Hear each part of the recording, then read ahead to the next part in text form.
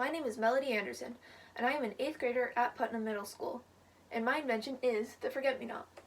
The Forget-Me-Not is a robotic time capsule that can help people who suffer from Alzheimer's.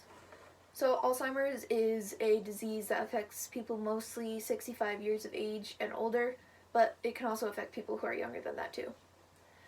Alzheimer's, which is also commonly known as AD, falls under the category of a neurodegenerative disease.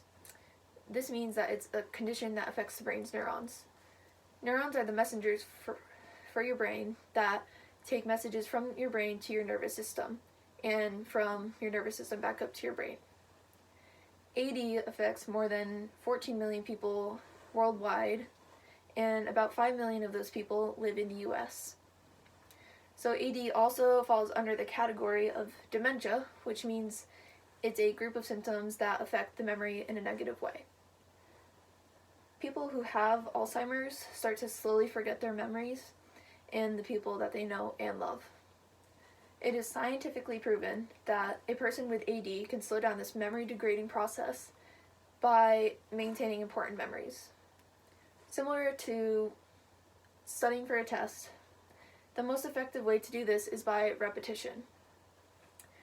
This is where the Forget-Me-Not comes into play.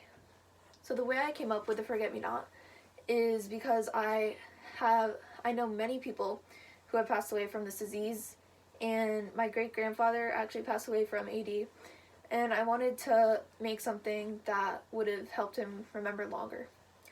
So the Forget-Me-Not is made from a Raspberry Pi, which is basically a tiny little computer. Originally, I was going to use the EV3 brand's new Spike Prime robot, but the problem with that was that the speakers on the robot itself were not connecting with the program, and so the sounds that I would play in the program would only come off of the iPad. So I decided that the next best thing to use would be a Raspberry Pi. Since I've never really used a Raspberry Pi before, it took a lot of research and tutorials to get it what I wanted it to do. I started off with a liquid crystal display screen and a tiny little keyboard because that's what had come with the kit that my school ordered. After I figured out how to connect the Pi to those by watching a few tutorials on YouTube, I practiced it and I practiced using it, and it acted just as like a regular computer would. So after I did that, I tried to use the screen and the keyboard to program the Pi itself, but it was just too tiny to use because it was like that big, and I decided that I would try to connect it to my laptop. So in order to do this, I had to look up a tutorial online, and I had to download the Raspbian operating system onto an SD card, and then I put that right into the Pi. So now that I finally got the Pi connected to the laptop, I had to get the camera and facial recognition to work on the Pi. So this took a lot of time to get it to function the way I wanted it to, and after I went through many websites and many YouTube tutorials, I finally got the camera and facial recognition to work. But while I was trying to get the facial recognition program to download, the Pi kept overheating and shutting down at random points, even though that I was using heat sinks, which are basically supposed to stop it from overheating. But I solved this by taking a regular sized desk fan and placing it over it so that it would cool it off while it was working. After it had finished downloading that program though, it stopped overheating at random points so I could shut off the fan. So now that I had it all set up, I decided to test it by using a few pictures of me and my friend. So I used a few pictures of me, and then I put in my name and a preset description so that anytime a picture of me would come up, it would say my name and my preset description.